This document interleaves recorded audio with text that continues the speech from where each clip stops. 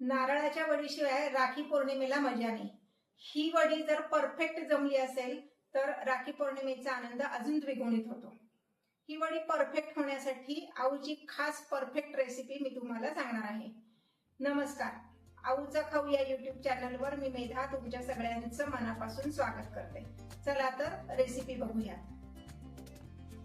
ज्यांच्याकडे नारळ खवणी नाहीये त्यांच्यासाठी मी एक खास ट्रिक सांगणार आहे की मिक्सर मधनं नारळाचा चव कसा तयार करायचा।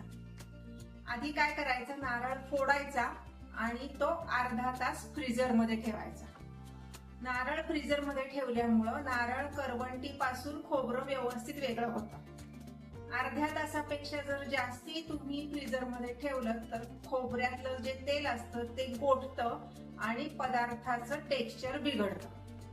आता ह्याच्यावर मी थोडंसं एखाद्या दगडाने किंवा छन्नीने मारून हे खोबरं काढून घेणार आहे। हे पहा, या पद्धतीने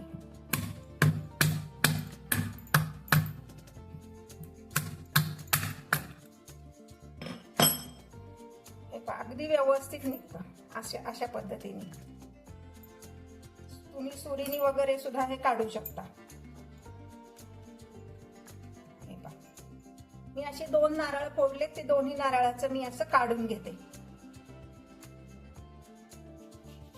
वडी जर पांढरी शुभ्र व्हायला हवी असेल तर खोबऱ्याची ही जी काळी पाठ आहे ती काढणं गरजेचं आहे। आता आपल्याला काय करायचंय, ही खोबऱ्याची जी काळी पाठ आहे ही काढून टाकायची। तुम्हाला सुरीने काढता येत असेल तर सुरीने काढा, नाही तर दुसरी एक छोटी ट्रिक सांगते, त्याने ही काळी पाठ अगदी छान व्यवस्थित निघते। आता ही जी आपली आलं किसायची किसणी आहे ना, ह्याच्यावर आपण ही काळी पाठ काढून घेणार आहे।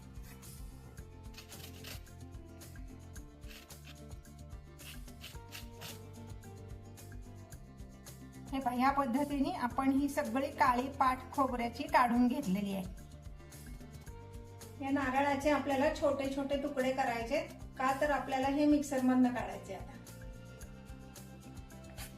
माझ्याकडे हा स्लायसर आहे, त्याने मी असे स्लाइस करून घेते। हे पहा, किती छान बारीक पातळ छान स्लाइस ह्याच्या तयार होतात।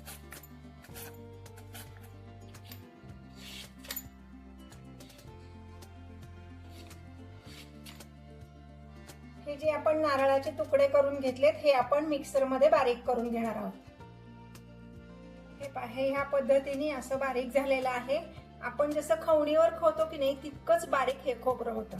आता हे मी दुसऱ्या एका बाउल मध्ये काढून सगळा नारळ ह्या पद्धतीने बारीक करून घेते। आता हा नारळाचा चव आपण मोजून घ्यायचा आहे। वजनी आणि वाटीनी दोन्ही प्रमाण मी तुम्हाला सांगणार आहे। माझ्याकडचं नारळ मोठा असल्यामुळं 410 ग्रॅम किंवा 412 ग्रॅम एवढं हे भरले। मी 400 ग्रॅम घेणार आहे। इथे साखर पण आपण 400 ग्रॅम घेणार आहे।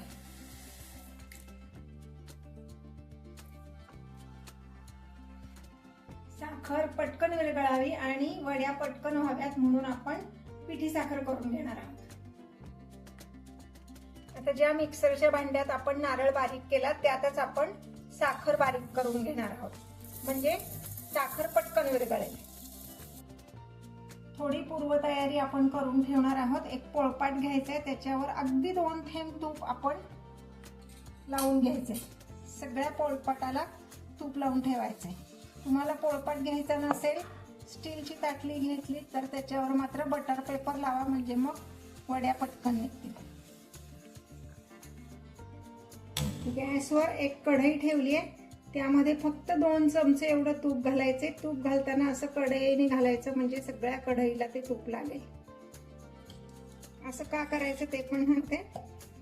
त्यामुळं काय होतं, कढईला सगळीकडनं तूप लागतं आणि पदार्थ कढईला चिकटत नाही किंवा करपतही नाही। आता ह्यामध्ये घालणार आहोत आपण नारळ आणि ही बारीक करून ठेवलेली साखर घालायची। मगाशी मी तुम्हाला वजनी प्रमाण सांगितलं की जेवढ्या खोबऱ्याचं वजन असेल तेवढीच साखर घ्यायची वजनी प्रमाणात।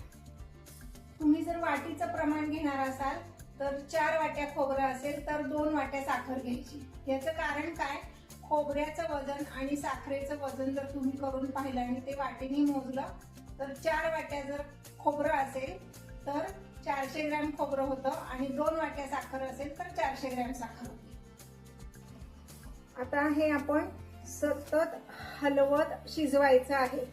हे असंच ठेवलं तर खाली करपेल आणि वरचं कच्चच राहील. त्यामुळे सतत हलवत शिजवायचं आहे. गॅसची फ्लेम बारीकच ठेवायची आहे. गॅसची फ्लेम मोठी केली तर वड्यांचा रंग बदलू शकतो.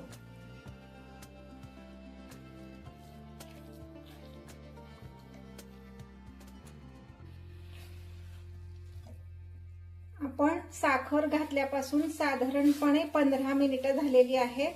आता आपण हे चेक करणार आहोत तयार झालंय का नाही. ते चेक कसं करायचं तर हे मिश्रण आधी सगळीकडे असं पसरून घ्यायचं जरा आणि एखादा चमचा किंवा उलटणं यात उभं करायचं. ते व्यवस्थित उभं राहिलं तर आपलं मिश्रण तयार आहे समजायचं. हे असं उभं राहत नाहीये, पडतंय म्हणजे अजून हे शिजायला हवंय.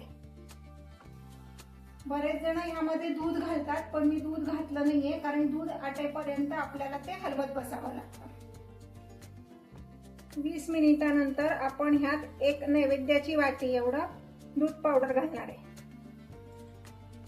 हे आता व्यवस्थित मिक्स करून घ्यायचंय.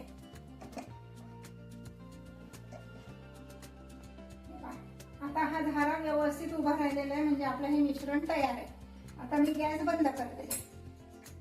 गॅस बंद केल्यावर ह्यामध्ये आपण वेलची जायफळ पूड घालणार आहोत. आता हे आपण पोळपाटावर थापून घ्यायचंय.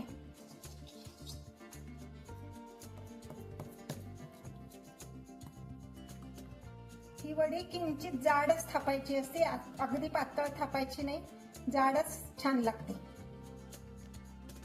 आपण जर अशी हाताने थापून बघितली ना तर हे मिश्रण हाताला अजिबात चिकटत नाहीये, म्हणजे ही वडी आपली व्यवस्थित झालेली आहे.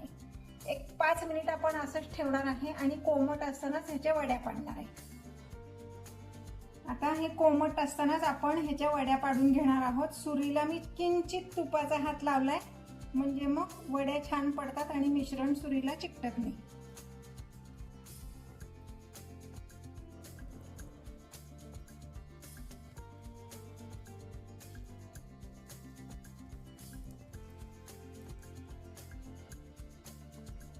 अशी व्यवस्थित ही वडी निघते, पण अजून ही पूर्ण गार व्हायची, त्यामुळे लगेच डब्यात भरायची नाही. मी एका प्लेटमध्ये काढून घेते. या आपल्या नारळाच्या वड्या सर्विंगसाठी तयार आहेत. नक्की करून बघा. मी ज्या छोट्या छोट्या टिप्स सांगितल्यात त्या फॉलो करा म्हणजे तुमची रेसिपी बिघडणार नाही. आणि आवडल्या तर लाईक करा, कमेंट करा आणि हाईप करा.